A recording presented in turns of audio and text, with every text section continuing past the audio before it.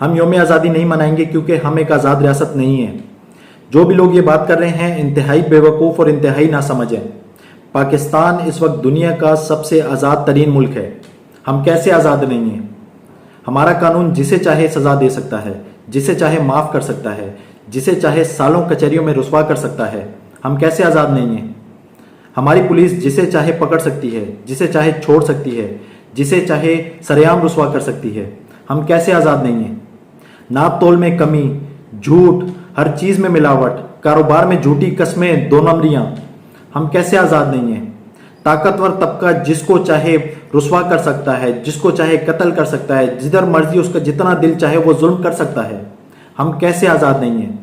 فحاشی، LGBT، feminism سب کچھ تو آ گیا ہمارے پاس۔ ہم کیسے آزاد نہیں ہیں؟